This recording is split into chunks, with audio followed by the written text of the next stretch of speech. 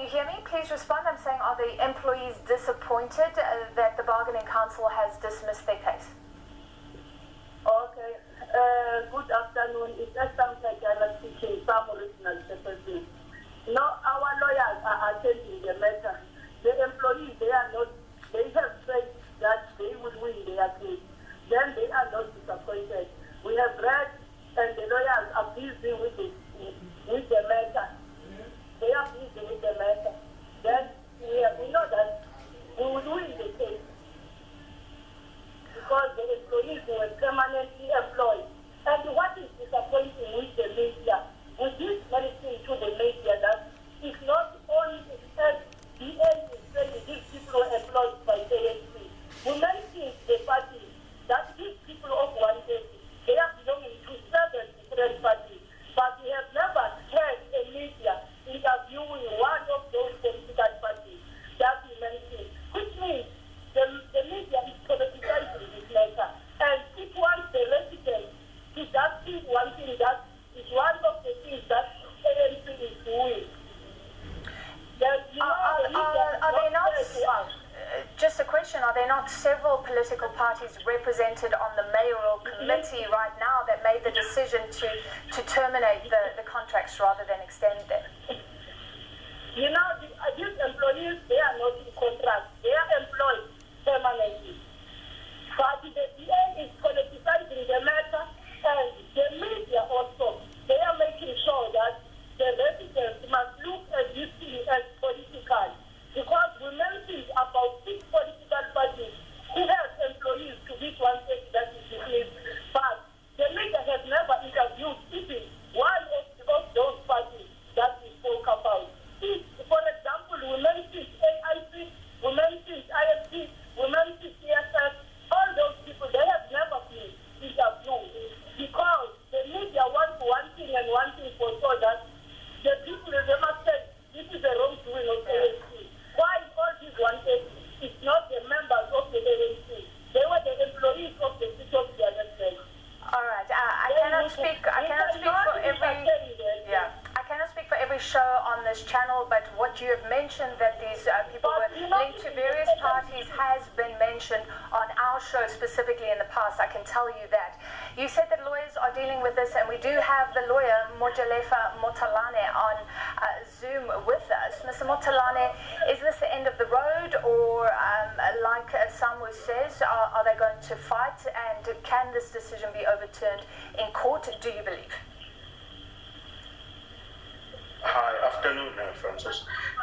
In fact, we're not really certain where even this discussion emanates. But just to give a little bit of a perspective with regard to the legal process. So as we stand right now, you will be well aware of the fact that we lodged a complaint with the bargaining council, which process, has gone into a conciliatory phase. Now, we learned yesterday that the commissioner who was responsible for that hearing of the conciliatory process, has issued a directive indicating that they do not have jurisdiction of the matter because the matter relates to a process that it has not occurred yet. But unfortunately, what has transpired up to this point is the fact that it appears that the bargaining council has in fact misdirected itself by making a determination, regarding an outcome that in fact has not materialized. When the complaint to the bargaining council was submitted, it was on the basis that our clients' employment contracts were unilaterally amended or rescinded without, having consulted our clients, which is a unilateral amendment of contract of employment, which is basically the essence of the complaint before the bargaining council. However, the bargaining council has then come out to suggest that they do not have jurisdiction, to hear the matter as it relates to unfair dismissal of our clients, which was never our contention to begin with.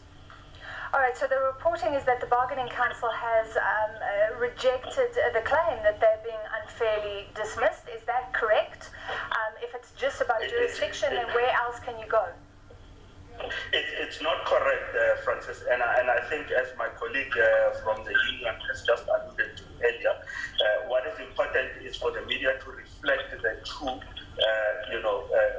actual issue that is before the Bargaining Council right now, which is the fact that our client's complaint before the Bargaining Council is with regard to a unilateral amendment of their contract of employment. However, the Bargaining Council has come out and said that they do not have jurisdiction to deal with an unfair dismissal of our employees, as I've said, which was never our complaint before the Bargaining Council in the first instance. Okay, so what we must appreciate. Yeah, sure. So where do you go now? What's the next? We're not going anywhere. So the process continues within the framework of the Bargaining Council. So what the Commissioner ought to have done is to issue a non-conciliatory certificate. So meaning that the parties, before the Bargaining Council at this stage are not able, to find each other at a conciliatory stage. And therefore, beyond this, the matter now has to be referred to arbitration, which is what the judgment of the Labour Court, in essence, is entirely about. And if you would like, I would be pleased if we could discuss the essence of the Labour Court judgment. Okay, the Labour Court judgment was previously pending the Bargaining Council. We're running out of time, but I really want to clarify this for the viewers as well. So you're saying the Bargaining Council has dismissed a claim, but it wasn't your actual grievance, so they've got it wrong. So you've got an issue with the Bargaining Council, because right now the Mayor's office is saying, well, they welcome this has vindicated them. But you're saying that the Bargaining Council has read this wrong and you'd like them to relook at it. Is that correct?